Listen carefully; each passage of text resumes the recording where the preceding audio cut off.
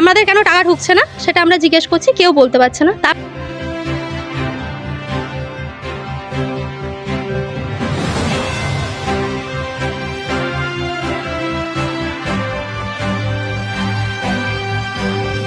নমস্কার, আমি বিটিভি বাংলাকে আমি বলতে চাই যে আমরা উত্তর রায়পুরে এসেছিলাম।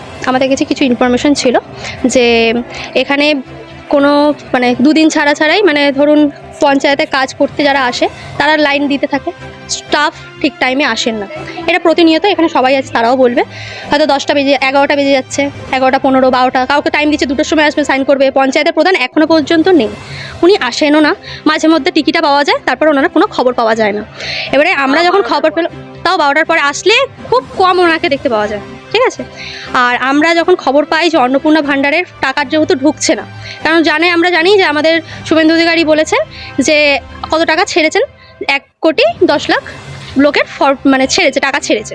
তো সেখানে আমাদের কেন টাকা ঢুকছে না সেটা আমরা জিজ্ঞেস করছি, কেউ বলতে পারছে না। তারপরে আমাদের কাছে কিছু ইনফরমেশন আসে যে তার ওপর তলায় মধ্যে কিছু ফর্ম এখনও ডেটা এন্ট্রি ছাড়া পড়ে রয়েছে, সেটাকে আবার কাপড় দিয়ে চাপা দেওয়া আছে। সেই প্রুফ আমার কাছে আছে, আমি তখন ভিডিও করছি, আমরা সব সরিয়েছি, সেইগুলো সরিয়ে দেখেছি যে ফর্মগুলো কি আদৌ কি ফর্ম আছে, তাই জন্য কাপড়গুলো ছাড়ানো। সেই ভিডিওটা আমার কাছে আছে, আপনাদেরকে আমি দিয়ে দেবো, দেখতে পারেন।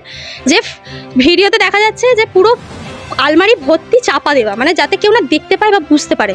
এখানে ভিতরে আমরা গিয়েও দেখেছি। যখন আমি ওনাকে প্রশ্ন করি, উনি বলছেন আমি ভিডিওতে বেরিয়েছি। আমি কি একদম বেরোনো যাবে না, আপনি ভিডিওর ভিতরে ঢুকুন, পঞ্চায়েত প্রধানকে ডাকুন। ওনারা বলছেন যে আমরা পঞ্চায়েতের প্রধানকে আমরা ডাকতে পারবো না, আমাদের কাছে সেই ইনস্ট্রাকশন নেই। উনি কার ইনস্ট্রাকশনে কাজ করবেন? একটা সরকার যখন বলছে সাধারণ মানুষের টাকাটা ফেরত দেওয়ার কথা, মানে এই যে 3,000 টাকা করে একটা পরিবারে পাওয়া মানে অনেক বড় ব্যাপার, সেটার কথা ভেবেই আমাদের রাজ্য সরকার, এখন যে বর্তমান রাজ্য সরকার শুভেন্দু অধিকারী বিজেপি সরকার, যে ভারতীয় জনতা পার্টির যে সরকার আছে, তেনারা বলছেন যে সমস্ত নাগরিক টাকাটা পাবে, যারা পাওয়ার যোগ্য তারা পাবে। তো সেই ফর্মটা কেন ওখানে রাখা হলো? আমাদের দাবি হলো কেন রাখা হলো, এন্ট্রি করা হলো না? তাহলে এই এন্ট্রি করা হলে আমরা এই টাকাটা পেতাম।